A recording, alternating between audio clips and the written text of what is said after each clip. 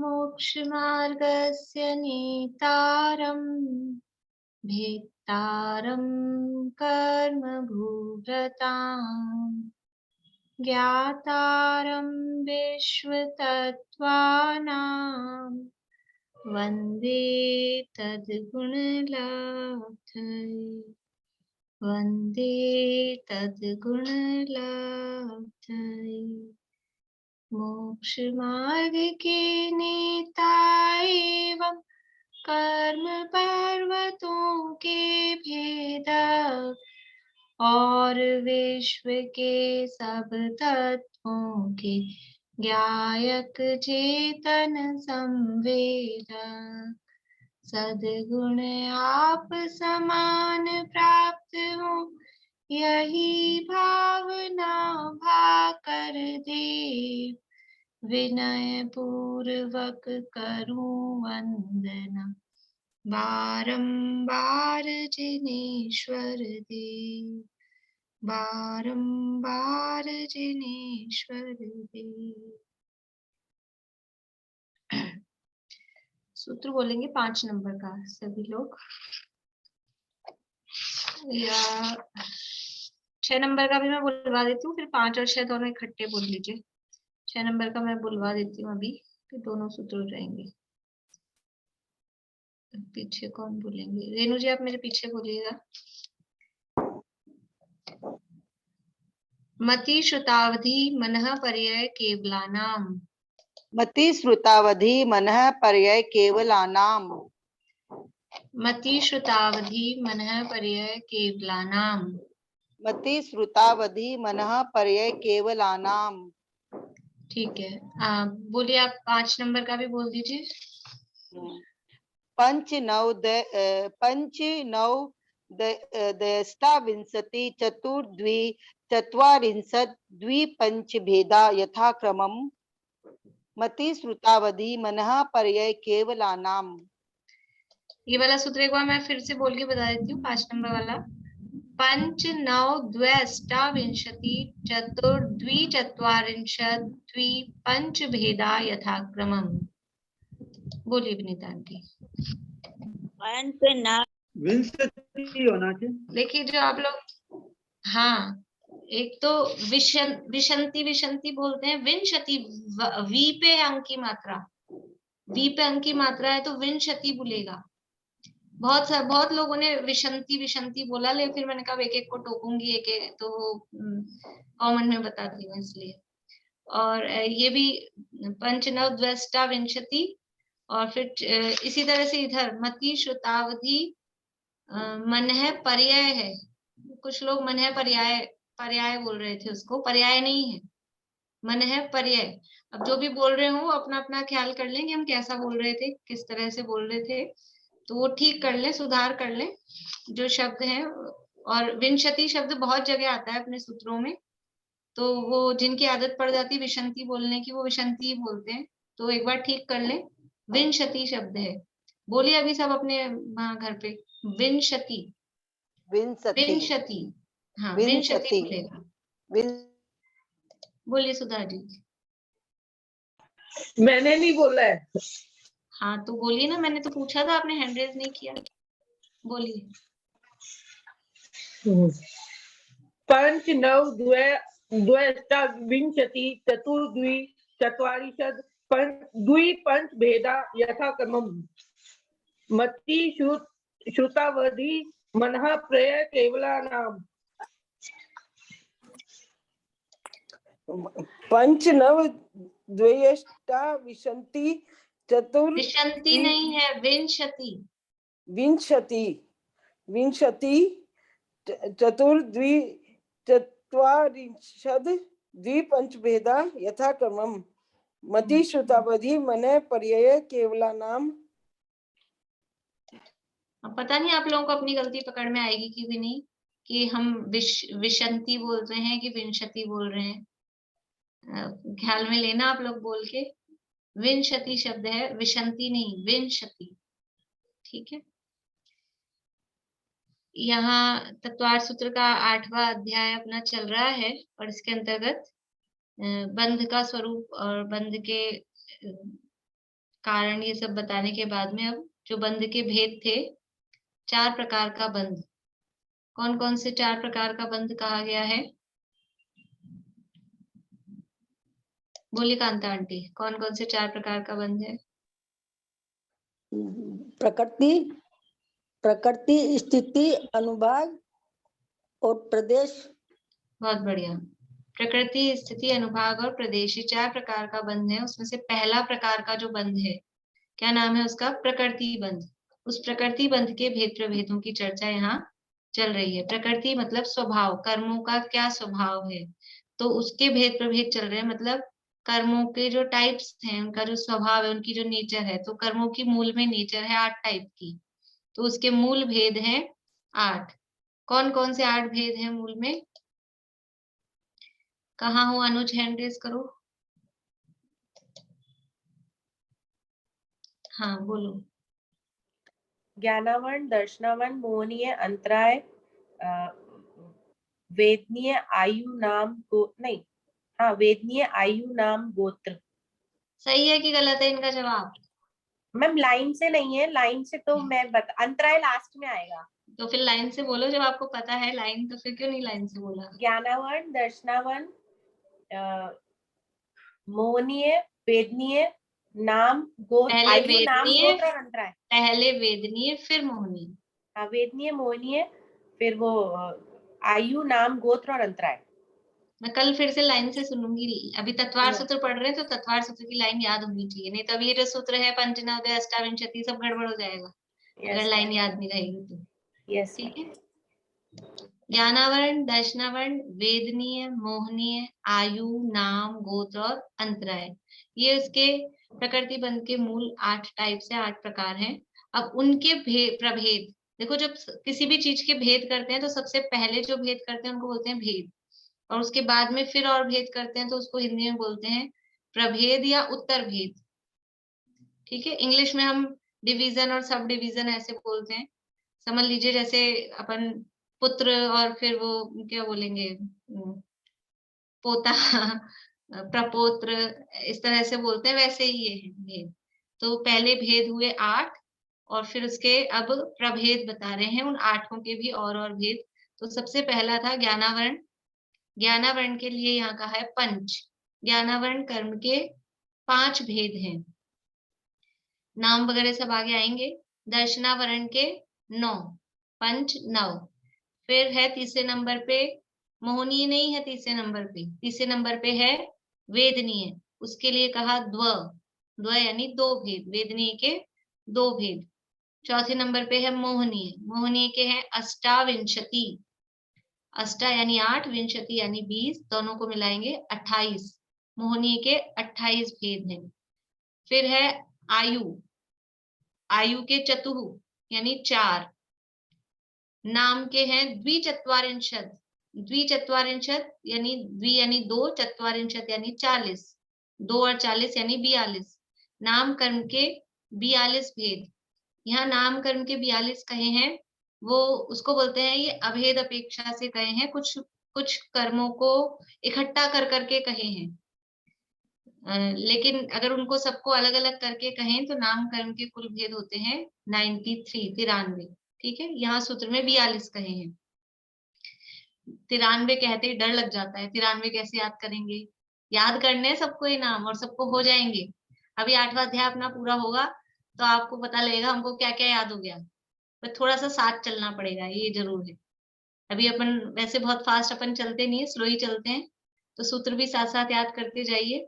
और जब ये सूत्रों में वर्णन चलेगा तो ये सूत्र से आप याद कर लेंगे तो आसानी से याद हो जाएंगे। जो भी इनके भेद प्रभेद हैं सूत्र में आसानी से हो जाएंगे, और बिना सूत्र के भी आने ही चाहिए कि कैसे कैसे हैं। तो ये जरूर जरूर से जरूर सबको करने हैं। इस बार मैं नाम लिख लूंगी एक एक के कि किस किस ने मुझे सुना दिए हैं। इसमें एज कोई बाधक नहीं है कि हम बड़ी एज के हैं छोटी एज के हैं, कुछ नहीं, सबको हो जाएंगे करने। ये एक बार आपको हो जाएंगी ना 148 प्रकृतियां याद, बहुत उससे आसानी मिलती है। आगे कभी भी हम कुछ भी स्वाध्याय करेंगे, कुछ भी ग्रंथ पढ़ेंगे तो हमको याद होता है ना नाम और स्वरूप, तो वो जल्दी से अपने को भाव ख्याल में आ जाता है। कुछ भी कहते हैं, अभी से पीछे भी अपनी चर्चा चली थी, तो अगर अपने को नाम नहीं पता कर्मों के, उनके स्वरूप नहीं पता, तो फिर बस पढ़ लो या फिर ऐसे ही सुन लो।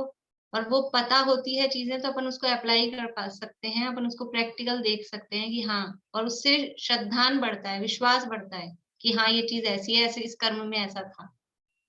ठीक है, तो सब ये निश्चय करके बैठे, अध्याय पढ़ रहे हैं कि हम याद करेंगे पहले से ही। ऐसा नहीं कि नहीं ये बोल रहे हैं अपन तो वीडियो बंद कर लेंगे। अब वीडियो बंद करेंगे मेरा तो कुछ नहीं जाएगा, कोई बात नहीं है, नाम नहीं, लेकिन अपन याद करेंगे, अच्छा है। और फिर आपको बताऊंगी कि इसके आधार पे अपन ध्यान भी कर सकते हैं। हम ऐसा नहीं कि न कर्मों के नाम क्यों याद करा रहे हो, आत्मा याद कराओ और अपने को तो ये धर्म की बात बताओ, कर्म क्यों बढ़ा रहे हो। ये ध्यान में एक धर्म, ध्यान में एक टाइप का ध्यान, विपाक विचय धर्म ध्यान, इसके आधार पे होता है। कर्मों से हम कैसे अलग हैं, कर्मों के फल का विचार करके, उनसे भिन्नता का विचार करके। समय सार ग्रंथ का नाम सुना आप लोगों ने? समय सार ग्रंथ परम आध्यात्मिक ग्रंथ है। उस समय सार ग्रंथ में अमृत चंद्राचार्य ने 148 पूरे कर्मों के एक एक का नाम लिख लिख कर, इनसे मैं भिन्न हूं, इनसे मैं भिन्न हूं, और उसको कहा है ध्यान करो।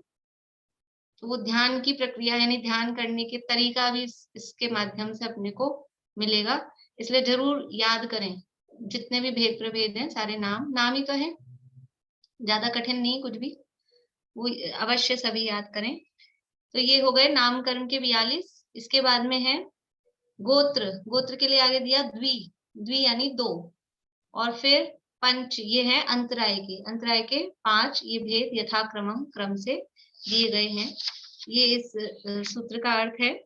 अब यहाँ अपन ने थोड़ा सा यहाँ से पढ़ लेते हैं अपन, फिर आगे सूत्र में पढ़ते हैं। जो अपना कुछ रह गया है ना पढ़ने का, वो अपनी बुक में से पेज नंबर है 297, 297 और 298 नंबर का पेज है।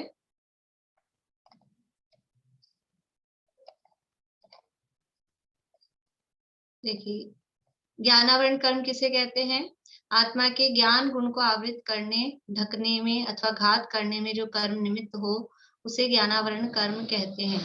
और मैं तो ये भी कहूंगी कि जो लोग अच्छे से पढ़ना चाहते हैं तो कॉपी मेंटेन करें, और जो जो जो बातें किताब में लिखी है तो भले उसको ना लिखें, लेकिन जो एक्स्ट्रा अपन पढ़ते हैं कि घात करने का क्या अर्थ है, आवरण डालने का क्या अर्थ है, जैसे जो और भी अपन ने अर्थ पढ़े ना, घाती अघाती कर्म किसे कहते हैं, वो सब जरूर लिख के रखें।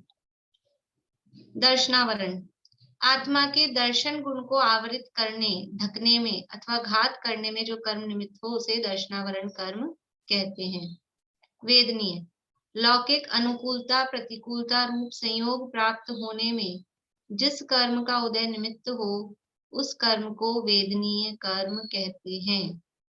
अनुकूल संयोग में साता वेदनीय और प्रतिकूल संयोग में असाता वेदनीय का उदय निमित्त होता है।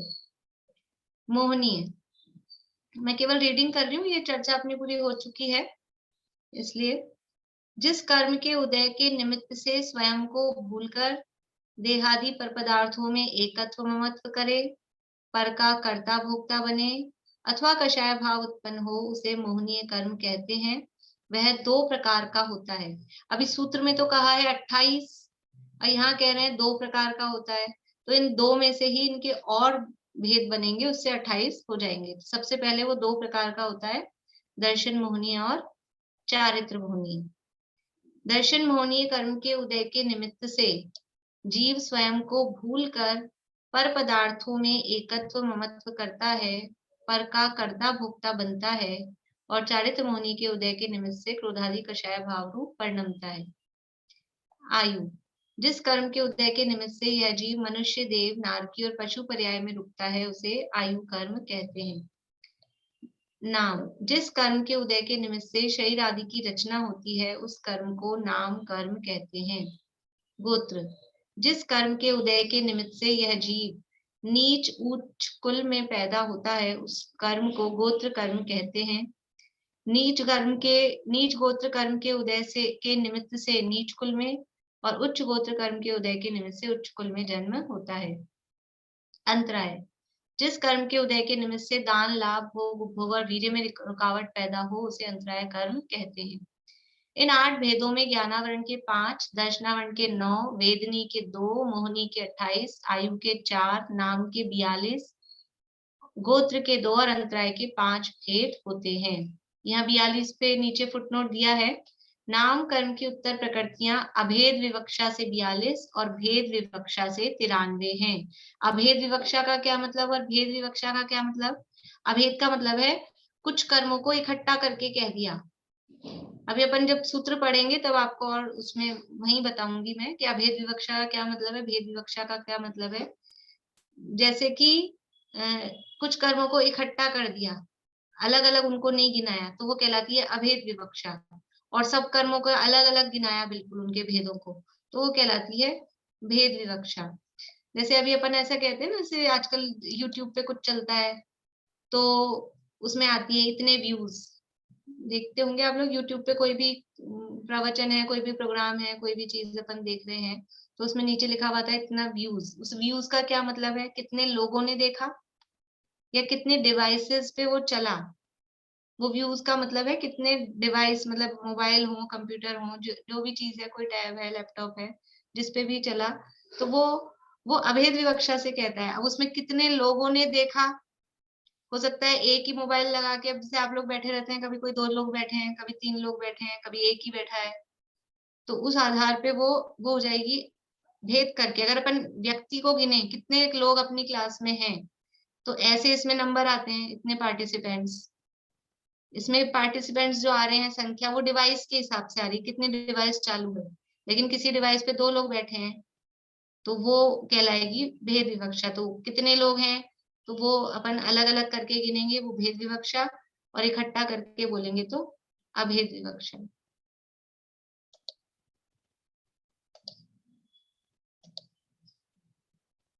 प्रश्न, भेद विवक्षा और अभेद विवक्षा से क्या आशय है? गति को 1 गिनो तो अभेद विवक्षा और 4 गिनो तो भेद विवक्षा। यही अर्थ वहां दिया है, मतलब वहां इसी तरह से किया है कि नाम कर्म का भेद है गति, एक भेद है गति, एक भेद है जाति। तो गतियां होती हैं 4, जातियां होती हैं 5। तो 4 गति 5 जाति ऐसा गिनेंगे अलग अलग संख्या पूरी, तो वो कहलाएगी भेद विवक्षा। और गति 1 गिन लिया बस, गति, जाति 1 गिन लिया, उनमें 4 5 ऐसे भेद नहीं किए, तो वो कहलाती है अभेद विवक्षा। इसी प्रकार आगे भी समझ लेना चाहिए। इस तरह से ये भेद विवक्षा, अभी और जब अपन आगे पढ़ेंगे तो उसका समझ में आ जाएगा आपको, नाम कर्म जब पढ़ेंगे। देखिए अब ये है सूत्र। अब कर्मों के 8 कर्मों की चर्चा के उपरांत अब ज्ञानावरण और दर्शनावरण कर्म के भेदों की चर्चा करते हैं। सूत्र हमने बोल लिया है, मति श्रुतावधि मनः पर्याय केवलानाम। क्या है? ज्ञानावरण कर्म के भेद। कौन से भेद हैं? मति, श्रुत, अवधि, मनः पर्यय और केवलानाम। ये केवलानाम कि ये है उसके भेद। तो किसके हैं ये? ज्ञानावरण के। तो सबके आगे क्या लगाना है? ज्ञानावरण। अब इसके आगे तो लिखा ही नहीं है ज्ञानावरण कर्म के भेद है। हमको कैसे पता लगे? कोई पहली बार पढ़ रहा हो, अपने को तो पता है पहले से, लेकिन कोई पहली बार पढ़ रहा हो तो उसको कैसे पता लगे? पंच नव अष्टाविंशति चतुर्द्वि चत्वारिंशत् द्वि पंचभेदा यथाक्रमम् मतिश्रुतावधि मनः परे केवलानाम चक्षुर चक्षुरावधि केवलानाम निद्रा निद्रा प्रश्ला प्रश्ला स्थानद्रश्य। तो कौन से भेद किसके हैं, कैसे पता लगेगा? तो ये इसके लिए इतनी इंटेलिजेंसी होनी चाहिए, सूत्र पढ़ने का तरीका आना चाहिए, तभी वो व्यक्ति सूत्रों के अर्थ निकाल सकता है कि वो जिस क्रम से बताते हैं उसी क्रम से उसके भेद लिख रहे हैं, उसी क्रम से उसके अर्थ लिखते हैं, उसी क्रम से उसके संख्याएं लिखते हैं। तो अब क्रम से बता रहे हैं सबके भेद। तो सबसे पहला कर्म कौन सा है? सबसे पहला कर्म है ज्ञानावरण।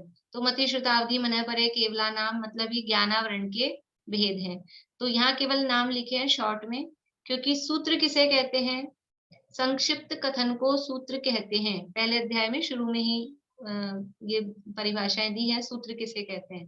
तो शॉर्ट में लिखना, ऐसे नहीं लिखा मति ज्ञानावरण, च्युत ज्ञानावरण, अवधि ज्ञानावरण, मनः परे ज्ञानावरण, केवल ज्ञानावरण, तो बहुत बड़ा सूत्र हो जाता। उन्होंने लिखा है शॉर्ट में, लेकिन हमको समझना कैसे है, अर्थ कैसे करना है पूरा। हमको मति शुद्ध अवधि मन परे केवला नाम नहीं बोलना है। जब भी ज्ञानावरण के भेद पूछे जाएंगे तो मति शुद्ध अवधि मन परे केवल ये ज्ञानावरण के भेद नहीं है, ये तो ज्ञान के भी भेद हैं। इसलिए हमें कैसे बोलना है? मति ज्ञानावरण, श्रुति ज्ञानावरण, अवधि ज्ञानावरण, मनः परे ज्ञानावरण और केवल ज्ञानावरण। ये ज्ञानावरण कर्म के 5 भेद हैं। ज्ञानावरण कर्म किसे कहा था? जो ज्ञान पर आवरण डाले वो ज्ञानावरण कर्म है। जो जिस कर्म के निमित्त से ज्ञान का घात हो या आत्मा के ज्ञान गुण का घात करने में जो कर्म निमित्त हो उसे ज्ञानावरण कर्म कहते हैं। अभी अपन परिभाषा पढ़ के आए हैं। तो अब ज्ञान गुण कितने प्रकार का है? ज्ञान गुण के टाइप्स कितने हैं? ज्ञान गुण 5 प्रकार का है। कहाँ पढ़ के आए थे? कहाँ पढ़ के आए थे ज्ञान गुण कितने प्रकार का है? बोलिए अंकल। पहले अध्याय में पढ़े थे। पहले अध्याय में ज्ञान गुण की 5 प्रकार, उसकी 5 अवस्थाएं वो पढ़ के आए हैं। वहां क्या सूत्र है? पहले अध्याय का सूत्र याद है किसी को?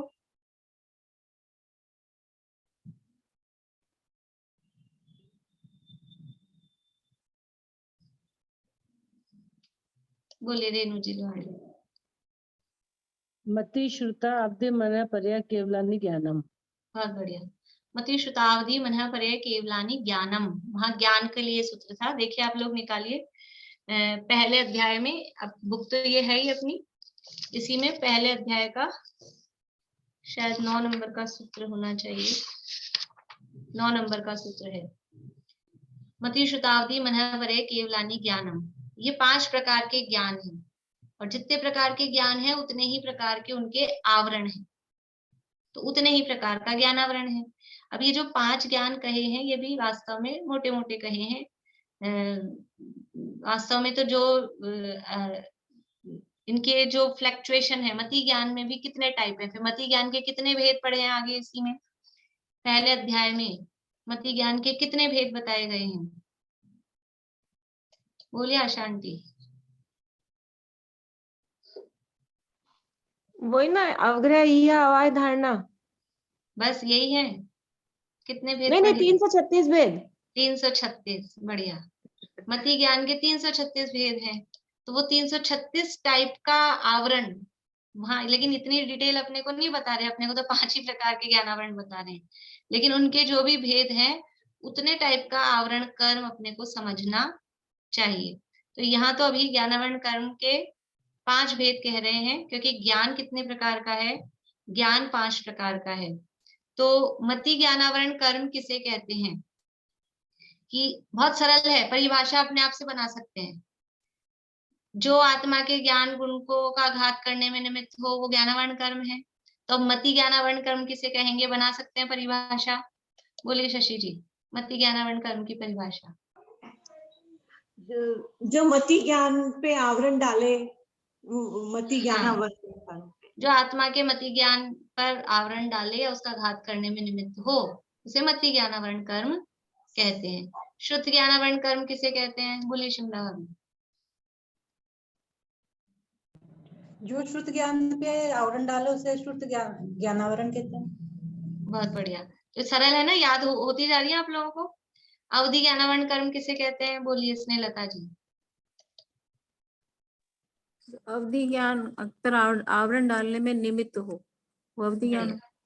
हाँ, मनः परे ज्ञानावरण कर्म किसे कहेंगे? बोलिए अनीता जी।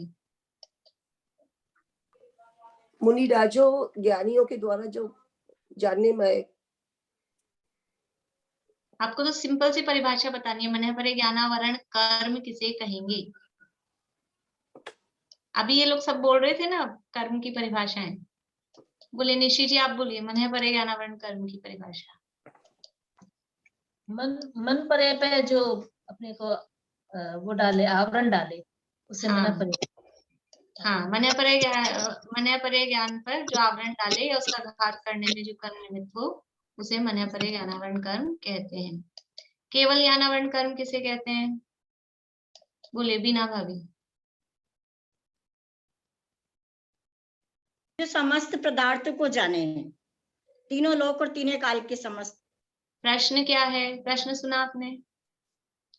केवल ज्ञान। केवल ज्ञान नहीं पूछा, बस केवल ज्ञान शब्द सुनते जवाब नहीं आना चाहिए। केवल ज्ञानावरण कर्म किसे कहते हैं? अच्छा जो सब चीजों को एक साथ जानने में सक्षम नहीं हो। सक्षम नहीं हो, चले कोई बात नहीं, उसको डालने में बाधा पहुंचाए, जानने में बाधा पहुंचाए। बोलो अनुज। जो बोलो केवल अनुज। ज्ञान पे आवरण डाले उसे हाँ, केवल ज्ञान आवरण जो कर्म केवल कहते ज्ञान प्रकट नहीं होने दो, केवल ज्ञान पर आवरण डाले, उसे केवल ज्ञान। ये तो परिभाषाएं सरल हो गई, ये तो याद हो गई, लेकिन इतनी सरल नहीं है, इतना सरल नहीं है।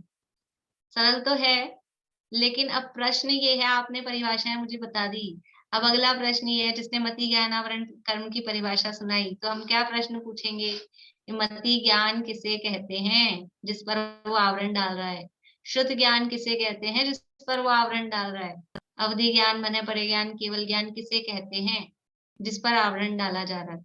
तो हमको इन 5 ज्ञानों की परिभाषा, क्योंकि अपन ने बहुत सारे लोगों ने पहला अध्याय नहीं पढ़ा है, इसलिए 5 ज्ञानों की परिभाषा यहाँ से अपन पहले अध्याय में से देख रहे हैं, यहाँ दी है। आप लोग निकालिए पेज नंबर 40 नंबर पेज है 40। मति ज्ञान किसे कहते हैं?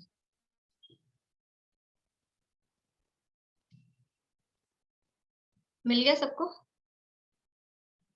उसका सेकंड पैरा है, उक्त ज्ञान के 5 प्रकारों का संक्षिप्त स्वरूप इस प्रकार है। पराश्रय की बुद्धि छोड़कर दर्शनोपयोग पूर्वक स्व सन्मुखता से प्रकट होने वाले निज आत्मा के ज्ञान को मति ज्ञान कहते हैं। ये मति ज्ञान की परिभाषा है। इसके बाद में दूसरी और लिखी है, अथवा इंद्रियां और मन है निमित्त जिसमें, उस ज्ञान को मति ज्ञान कहते हैं। तो अभी अपन ये दूसरी वाली परिभाषा को ध्यान देंगे, वो पहली परिभाषा जब अपन पहला अध्याय पढ़ेंगे तब कभी उसको डिस्कस करेंगे। बोलिए, आपको कुछ पूछना है रजनी जी? नहीं, ठीक है। मति ज्ञान किसे कहते हैं? इंद्रियां और मन है निमित्त जिसमें, उस ज्ञान को मति ज्ञान कहते हैं। यानी इंद्रियां और मन के निमित्त से होने वाले ज्ञान को मति ज्ञान कहते हैं। जिस ज्ञान में इंद्रियां और मन निमित्त होती हैं, उस ज्ञान को मति ज्ञान कहते हैं। कुछ भी बोल सकते हैं आगे पीछे करके, यानी इंद्रियां और मन जिस ज्ञान में निमित्त होते हैं, उस ज्ञान को मति ज्ञान कहते हैं। सूत्र है तद इंद्रियान इंद्रिय निमित्तम, आगे इसी में ये मति ज्ञान है। या इंद्रिय और मन के निमित्त से होने वाले ज्ञान को मति ज्ञान कहते हैं। तो अब मति ज्ञानावरण कर्म किसे कहेंगे? कि जो कर्म इंद्रियों और मन के निमित्त से होने वाले ज्ञान का भी घात करता है, उस पर भी आवरण डालता है, उसे मति ज्ञानावरण कर्म कहते हैं। मति ज्ञान किसे कहते हैं? जिस ज्ञान में इंद्रियां और मन निमित्त होती हैं, उस ज्ञान को मति ज्ञान कहते हैं, और उस पर आवरण डालने वाले को मति ज्ञानावरण कर्म कहते हैं। या तो ऐसे बताएंगे, अब जब भी मति ज्ञानावरण की, शुद्ध ज्ञानावरण की परिभाषा पूछी जाएगी आप लोगों से, तो कैसे कहेंगे? या तो पहले उस ज्ञान की परिभाषा बताइए और फिर उस पर आवरण डालने वाले कर्म को ये कहते हैं, या फिर उस परिभाषा में उसको सेट करके जैसे आपको अच्छा लगे उस तरह से। चित्रा आंटी कुछ पूछ रहे हैं? हाँ, ये वाली जो अभी आपने बोली ना, ये लिखा दीजिए।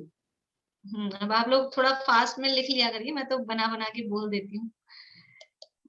बोलिए, बोलती हूँ मैं फिर इसका से। मतलब तो ये हुआ कि जो इंद्रिया मन के निमित्त से होने वाले ज्ञान को मति ज्ञान कहते हैं, जो इंद्रिया मन के निमित्त से होने वाले ज्ञान के ऊपर आवरण डालता है उसे मति ज्ञान वरण, हाँ, मति ज्ञानावरण कर्म कहते हैं। हाँ, मैंने 2 अलग अलग परिभाषा हो गई।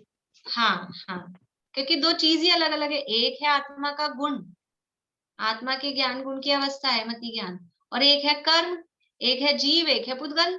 दोनों अलग अलग हैं, दोनों अलग अलग हैं, लेकिन दोनों के नाम एक से हैं, दोनों के नाम एक से दिखाई दे रहे हैं। उसका भी नाम मति ज्ञान, इसका भी नाम मति ज्ञान, लेकिन वो मति ज्ञान पे आवरण डालता है, ये तो है खुद ही मति ज्ञान। तो इंद्रिय और मन के नहीं, परिभाषा बनानी है ना, किसी ने लिख ली थी क्या? मैंने बोली थी जब पहले, तो वो बोले तो मैं वही रिपीट कर दूं। बोलिए शिमला भाभी। इंद्रियों और मन के निमित्त से जो ज्ञान होता है उसे मति ज्ञान कहते हैं। नहीं, ज्ञानावरण, आवरण वाली वो तो नहीं लिखी। बोलिए रजनी जी आप। जो इंद्रिय और मन के निमित्त से होने वाले ज्ञान पर आवरण डाले, उन कर्मों को मति ज्ञानावरण कर्म कहते हैं। हाँ, इंद्रिय और मन के निमित्त से होने वाले ज्ञान पर जो आवरण डाले उसे मति ज्ञानावरण कर्म कहते हैं।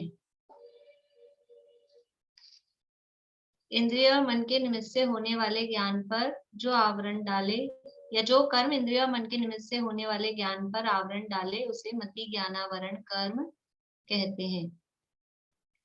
ठीक है, और फिर भी नहीं जमती हो, ऐसे नहीं मतलब कठिन लगती हो, तो पहले मति ज्ञान की परिभाषा बोले और फिर उस पर आवरण डालने वाले कर्म को मति ज्ञानावरण कर्म कहते हैं। यानी इंद्रिय और मन के निमित्त से जो ज्ञान होता है उसे मति ज्ञान कहते हैं, और मति ज्ञान पर आवरण डालने वाले कर्म को मति ज्ञानावरण कर्म कहते हैं। ठीक है, इंद्रिय और मन के निमित्त से होता है, यानी मति ज्ञान जो है, इस मति ज्ञान में ये इंद्रियां, पांचों इंद्रियां जिसके जितनी हो, एक इंद्रिय के एक है, दो इंद्रिय के दो है, तीन के तीन, चार, पांच, ऐसे जिसके जितनी इंद्रियां हैं वो इंद्रियां, या फिर जो मन से जीव है, सैनी जीव है, वो सैनी जीव। तो जब भी ये मति ज्ञान काम करेगा तो किसकी सहायता से काम करेगा? देखो, ज्ञान किसका है? ज्ञान किसका है? इंद्रियों का है कि आत्मा का है? इंद्रियों का है कि आत्मा का है? ज्ञान किसका है? आत्मा का है ज्ञान। ज्ञान तो आत्मा का है ना, इंद्रियों का कैसे है? इंद्रियों का नहीं है ज्ञान। तो इंद्रियां, अभी जब वो जीव अजीव वाला पाठ पढ़ाया था तो आप लोगों को कहा था इंद्रियों में ज्ञान होता है क्या? आंख देखती है क्या? कि आंख से मैं देखता हूं? कौन देखता है? आंख खुद देखती है क्या? ये कान खुद सुनते हैं क्या? ये तो सब जड़ पुद्गल है, ये जानते देखते नहीं है। तो इंद्रियां तो जड़ है, लेकिन इंद्रियों से होता है ज्ञान। तो ज्ञान तो है आत्मा का गुण, और वो आत्मा का गुण आत्मा में है, लेकिन फिर भी कैसी स्थिति हो रही है? यानी दुर्दशा कहो, दरिद्रता कहो, ऐसी स्थिति है जैसे कोई बहुत बड़ा करोड़पति सेठ हो, सेठ का लड़का हो, लेकिन छोटा होता है ना, छोटा है अभी, क्या बोलते हैं, मैच्योर नहीं हुआ है, तो उसके जो रुपया पैसा धन दौलत है, अभी वो ट्रस्ट बना हुआ है कि कोई बैंक में जमा है, तो उसको अपने धन को यूज लेने के लिए दूसरे की पराधीनता की जब मतलब किसी से लेना पड़ता है, मांगना पड़ता है, निकलवाना पड़ता है, ऐसा होता है। ऐसे ही आत्मा ज्ञान गुण का भंडार, ज्ञान से तो आत्मा की पहचान है, फिर भी ये जीव अपने स्वरूप को भूला है। वो जो पहली परिभाषा है ना, उसमें वही उसी टाइप से वो परिभाषा है। जीव अपने स्वरूप को भूल गया है, तो अपने स्वरूप को भूल गया तो खुद का ज्ञान है, फिर भी उसको यूज लेने के लिए, उसके माध्यम से जानने के लिए उसको इंद्रियों की, मन की सहायता लेनी पड़ती है।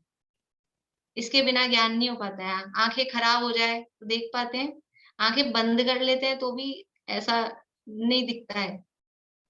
कान खराब हो जाए, रसना इंद्रिय में फॉल्ट हो जाए, नाक खराब हो जाए, नहीं समझ पाते, नहीं ज्ञान कर पाते हैं। तो ये आत्मा का ज्ञान ये पराधीन हो रहा है। क्यों हो रहा है? क्योंकि अपने केवल ज्ञान स्वभाव को नहीं पहचाना। तो जो ज्ञान इंद्रिय और मन की सहायता से होता है उसे मति ज्ञान कहते हैं, और उस पर जो कर्म आवरण डालता है या उस मति ज्ञान को भी जो घातता है, उस घातने में निमित्त होता है, उसे मति ज्ञानावरण कर्म कहते हैं। ठीक है, अब इसके जितने भेद है ना, जो लोग थोड़े पहले पढ़े हुए हैं वो मतलब उन लोगों के लिए कहती हूँ कि जितने टाइप के 336 भेद बनाए थे, और 336 नहीं छोड़ो आप, अवग्रह, ईहा, अवाय, धारणा, इतना तो ध्यान होगा। तो अवग्रह आवरण कर्म अलग, ईहा मति ज्ञानावरण कर्म अलग, अवाय मति ज्ञानावरण कर्म अलग, धारणा ज्ञानावरण कर्म अलग। कभी 64 रिद्धियों की चर्चा कभी डिटेल में करेंगे, या कभी किसी से आप पढ़े सुने तो उसमें ये कर्म काम आते हैं। 64 रिद्धियां है ना जो ज्ञान संबंधी, ज्ञान बुद्धि रिद्धि के भेदों में, उसमें ये कर्मों के नाम आते हैं। ईहा ज्ञानावरण, धारणावर्णीय कर्म, उन रिद्धियों के संदर्भ में। चलिए, अब है श्रुत ज्ञान। श्रुत ज्ञान किसे कहते हैं? वही 40 नंबर पेज पे है।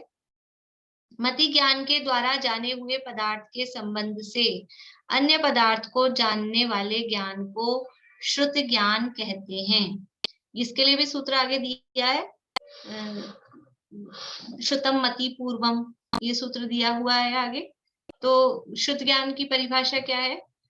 मति ज्ञान ने जो जाना, मति ज्ञान से जाने हुए पदार्थ के संबंध से, मति ज्ञान ने जो जाना, जिस पदार्थ को जाना, उसी से अन्य पदार्थ को जानने वाले ज्ञान को शुद्ध ज्ञान कहते हैं। यानी कि मति ज्ञान हुआ, उसी मति ज्ञान में और विशेष जाना, उसी से कुछ और जाना, तो वो ज्ञान कहलाता है शुद्ध ज्ञान।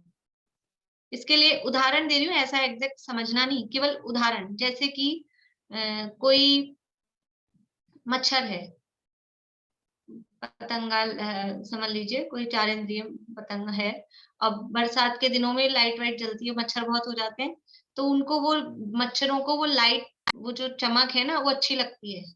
दीपक समझ लीजिए, दीपक पे आते हैं पतंगा, ये सुना होगा आपने शब्द, कीट पतंगे जो मच्छर वगैरह हैं, वो लाइट पे, दीपक पे आते हैं, तो उनको वो लाइट दिखती है, वो दिखी, ये ज्ञान हुआ। वो पीले रंग की लौ है या जो भी कलर की है, व्हाइट है या और कोई कलर्ड बल्ब है, जो भी है, वो कलर उनको दिखा। दिखेगा कि नहीं दिखेगा मच्छरों को? मच्छरों को कलर दिख सकता है कि नहीं? हाँ या ना?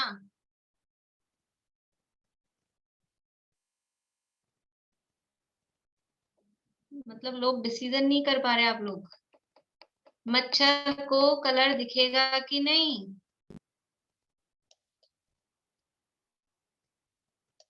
नीलम भाभी, क्यों नहीं दिखेगा? अब कारण बताइए। अगर वो एक इंद्रिय होगा तो उसको कहाँ दिखेगा?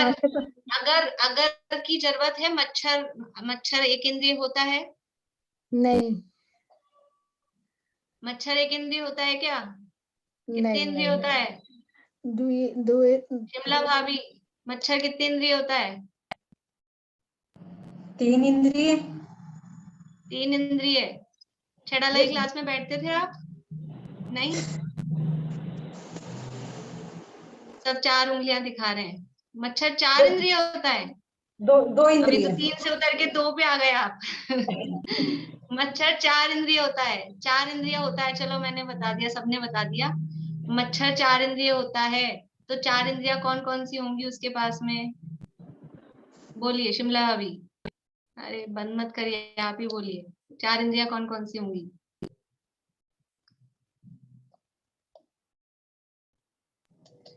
स्पर्श, रस, स्पर्शन, रसना, घ्राण और चक्षु, 4 इंद्रिय। हाँ, तो चक्षु देख सकता है, है, देख सकता आ गया है। समझ में?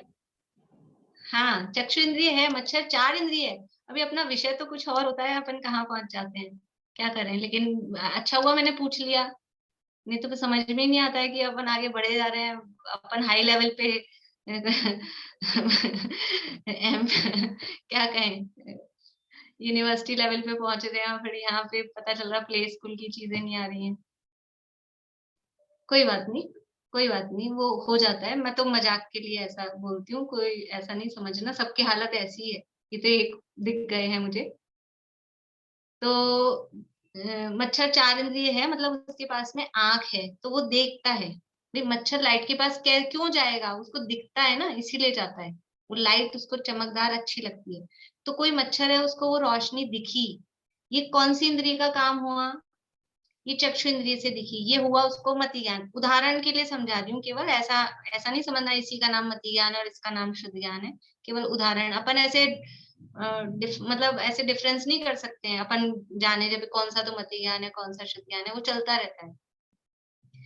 तो उसको जो लाइट दिखी, जो उसको कलर दिखा, वो कलर दिखा, वो मति ज्ञान हुआ। आंख से दिखा ना, इंद्रिय से ज्ञान हुआ। अब वो कलर दिखने के बाद में वो वहां जाता है, लाइट के पास में गया, और फिर वो उसको गरम लगा, ठीक है, ये दीपक जल रहा है, ये दीपक जल रहा है, फिर वो मच्छर आता है और वो लाइट अच्छी लगती है, तो वो जाता है यहाँ, टच ऐसे देखा होगा आप लोगों ने, ऐसे भिड़ता भी है जाके, बल्ब के जाके टच होता है, तो उसको फिर गरम लगता है। गरम लगा, ये कौन से कैसे जाना? स्पर्शन इंद्रिय से जाना, ये मति ज्ञान हुआ। गरम लगा, ये मति ज्ञान हुआ। और फिर गरम लगते ही क्या होता है? वो पलटता है, गरम का ज्ञान हुआ, ये मति ज्ञान। फिर वो बैक आता है, रिवर्स आता है, क्योंकि गरम लगा है ना, ये हो, इसको कह सकते हैं अपन शुद्ध ज्ञान। मति ज्ञान पूर्वक जो ज्ञान हुआ, मति ज्ञान से जाने हुए पदार्थ के संबंध में क्या है परिभाषा? मति ज्ञान के द्वारा जाने हुए पदार्थ के संबंध से अन्य पदार्थ को जानने वाले ज्ञान को शुद्ध ज्ञान कहते हैं। अन्य पदार्थ को जानने वाले ज्ञान यहाँ लिखा है, लेकिन उसकी परिभाषा मतलब ऐसा है कि मति ज्ञान जो हुआ, मति ज्ञान के बाद में जो और ज्ञान हुआ विशेष, श्रुतम मति पूर्वम ऐसा सूत्र है।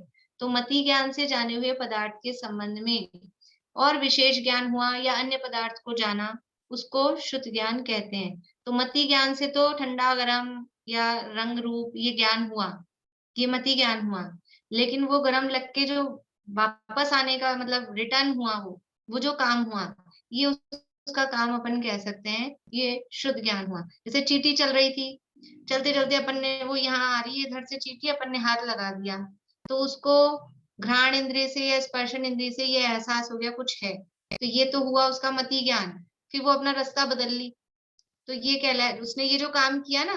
उनके पास मन नहीं है, चींटी के पास, मच्छर के पास मन तो है नहीं कि विचार करें, बस ये इंद्रियां काम करती हैं कि ये स्पर्शन से कहो या तो टच करके, या फिर स्मेल आ जाती है, घ्राण इंद्रिय है, चींटी 3 इंद्रिय होती है, तो वो घ्राण इंद्रिय से उसने स्मेल सूंघी, तो ये तो हुआ उसका मति ज्ञान, और फिर उसने अपना रास्ता बदल लिया, ये हो गया उसका शुद्ध ज्ञान। मति ज्ञान से जो जाना उसके संबंध में ही फिर आगे विशेष जाना। ये सब उदाहरण है, ऐसा नहीं समझना कि ये हमेशा ये मति ज्ञान है, ये शुद्ध ज्ञान है, ये उदाहरण के लिए बता रही हूँ। अपन ऐसे पकड़ नहीं पाते हैं कि कौन सा मति, ये क्योंकि चल रहे हैं, निरंतर चल रहा है। मति शुद्ध ज्ञान से रहित कोई भी संसारी जीव नहीं होता। मति और शुद्ध ज्ञान से रहित कोई भी संसारी जीव नहीं होता। जो भी संसारी जीव है उनके 2 ज्ञान होते ही हैं कम से कम, मति ज्ञान और शुद्ध ज्ञान। तो वो ज्ञान और ज्ञान हमेशा काम करता ही रहता है। ज्ञान कभी, ज्ञान अगर काम करना बंद कर दे तो क्या हो, कौन किस समय ज्ञान अपना काम करना बंद कर देता है? नींद में, बेहोशी में, कब करता है? बंद नहीं करता। ज्ञान अगर अपना काम करना बंद कर दे तो क्या हो, जीव मर जाए? नहीं, जीव मर जाए मतलब जिसे हम मरना कहते हैं वो नहीं, जीव ही नष्ट हो जाए, जीव ही नहीं रहे, जीव ही नहीं रहेगा। जीव क्यों है? उपयोगो लक्षणम, क्योंकि उसमें ज्ञान है, और अगर ये ज्ञान ही काम करना बंद कर देगा तो वो जीव ही नहीं रहेगा। इसलिए ये मति और शुद्ध ज्ञान, ये 2 ज्ञान है, भले ही कम हो जाए, कितने भी हो जाए, कैसे भी हो जाए, लेकिन वो सदाकाल संसारी जीवों में ये रहते हैं। तो मति शुद्ध ज्ञान तो हमेशा होते हैं, हमेशा काम करते रहते हैं। तो अपन ऐसे पकड़ना चाहें तो वो मुश्किल है, ये उदाहरण के लिए आपको समझाया है। इंद्रिय और मन की सहायता से होने वाला ज्ञान वो मति ज्ञान, और मति ज्ञान के सहायता से ही जो विशेष ज्ञान हुआ किसी भी पदार्थ के संबंध में, और विशेष ज्ञान हुआ वो है शुद्ध ज्ञान। पर अपनी चर्चा ज्ञान की नहीं चल रही, अपनी चर्चा किसकी चल रही है? ज्ञानावरण की, ज्ञानावरण की। तो शुद्ध ज्ञानावरण कर्म किसे कहेंगे? कि शुद्ध ज्ञान पर जो आवरण डाले वो शुद्ध ज्ञानावरण कर्म कहलाएगा। तो मति ज्ञान से जाने हुए पदार्थ के संबंध में विशेष ज्ञान होने में जो आवरण डाले, ऐसे परिभाषाएं बनाने में थोड़ी सी कॉम्प्लिकेटेड हो जाएंगी, इसलिए सीधी सीधी से रखिए। शुद्ध ज्ञान की परिभाषा बोलिए और फिर उस पर जो आवरण डाले वो शुद्ध ज्ञानावरण है, वो ज्यादा सरल पड़ेगा। वैसे बनाने में क्या थोड़े से वो शब्द सेट नहीं हो पाएंगे अच्छे से। तो मति ज्ञान से जाने हुए पदार्थ के संबंध में जो विशेष ज्ञान होता है उसे शुद्ध ज्ञान कहते हैं, और शुद्ध ज्ञान पर जो आवरण डालता है उसे शुद्ध ज्ञानावरण कर्म कहते हैं। ठीक है, तो हमारे को मति और शुद्ध ज्ञान है, तो इनका उदय तो नहीं है ना अपने को, मति ज्ञानावरण और शुद्ध ज्ञानावरण का वो उदय भी सबको चलता है, सबको मति ज्ञान और शुद्ध ज्ञान भी है और उसका उदय भी है, इसलिए उसको बोलते हैं कि मति ज्ञानावरण और शुद्ध ज्ञानावरण का क्षयोपशम। वो भी विषय दूसरे अध्याय में आया था, पर अभी इतना समझ लें कि मति ज्ञानावरण और शुद्ध ज्ञानावरण का पूर्ण रूप से उदय कभी भी किसी भी जीव को नहीं होता है। मति ज्ञानावरण और शुद्ध ज्ञानावरण का क्षयोपशम संसारी जीवों को मति ज्ञानावरण और शुद्ध ज्ञानावरण कर्म का क्षयोपशम रहता है। क्षयोपशम का मतलब है कुछ उदय है कुछ अनुदय है, मतलब उस कर्म का कुछ उदय रहता है कुछ उसका अभाव रहता है, जिसके कारण से कर्म ज्ञान प्रकट होता है। ठीक है, फिर से बोलती हूँ, मति ज्ञानावरण और शुद्ध ज्ञानावरण कर्म का सभी संसारी जीवों को क्षयोपशम होता है। क्षयोपशम होता है का मतलब है कि कुछ उदय रहता है, कुछ अनुदय रहता है, और इसी कारण से मति ज्ञान और शुद्ध ज्ञान प्रकट हो पाते हैं। कुछ आंशिक रूप में जितने भी ज्ञान हैं, मति ज्ञानावरण और शुद्ध ज्ञानावरण कर्म का सभी संसारी जीवों को क्षयोपशम होता ही है। सभी संसारी जीवों को मति ज्ञानावरण और शुद्ध ज्ञानावरण कर्म का क्षयोपशम होता है। पूर्ण रूप से उदय कभी भी नहीं होता।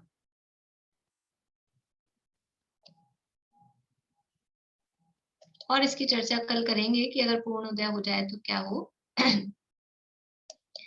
पर इतना समझ लें कि उसका क्षयोपशम का मतलब है कि उस कर्म का कुछ उदय है, कुछ उदय नहीं है, ऐसी स्थिति है। तो वो कुछ ज्ञान प्रकट होता है, कुछ ज्ञान प्रकट नहीं होता है, ऐसी स्थिति को कहते हैं क्षयोपशम।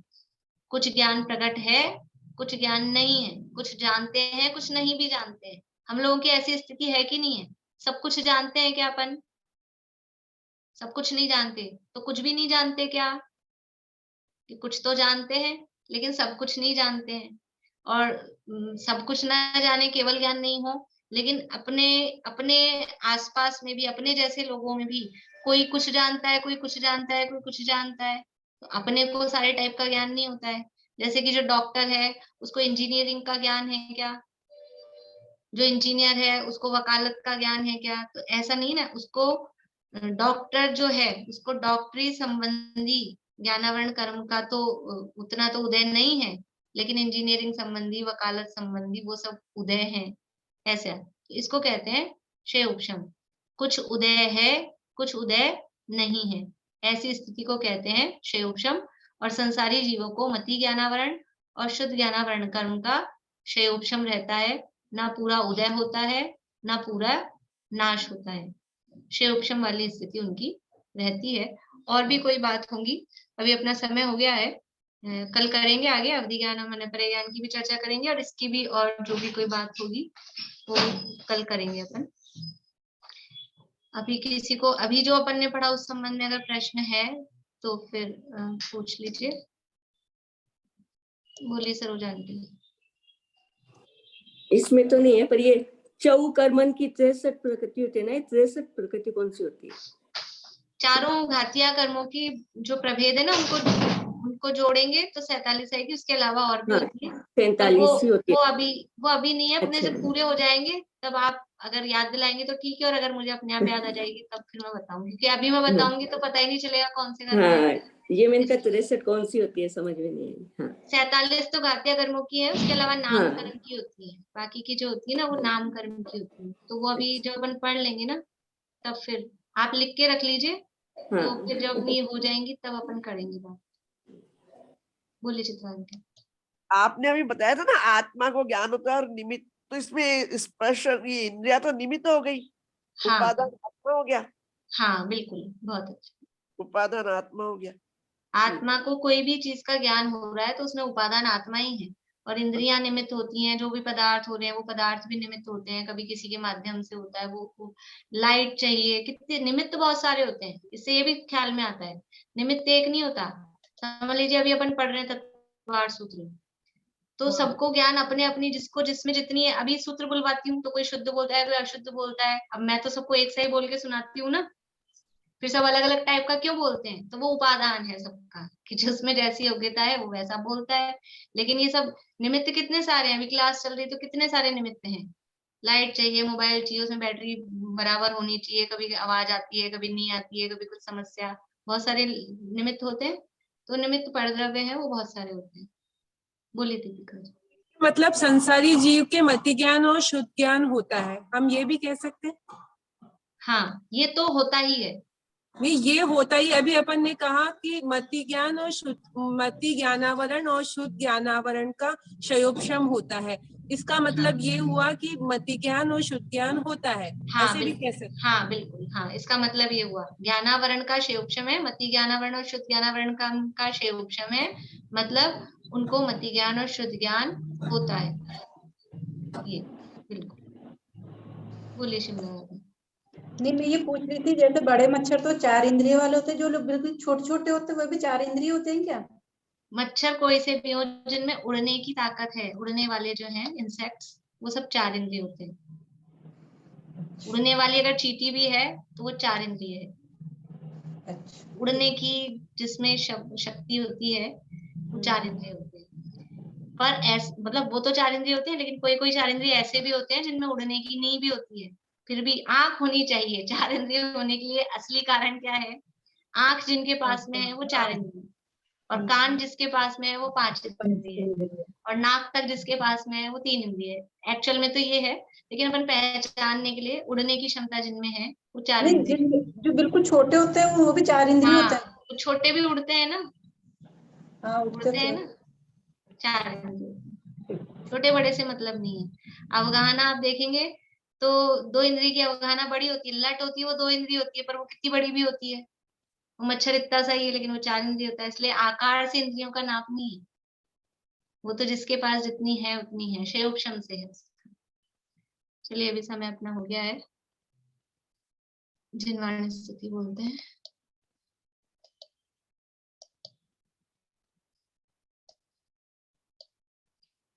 सरोज जान के आप बोलिए।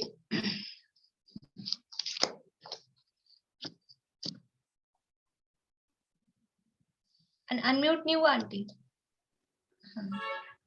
हे पाणी पात्री वीर जिन जग को बताया आपने, जग जाल में अब तक फंसाया, पुण्य एवं पाप ने, पुण्य एवं पाप से है पार मग सुख शांति का, यह धर्म का है मरम, यह विस्फोट आत्म क्रांति का, विस्फोट आत्म क्रांति। जय जय।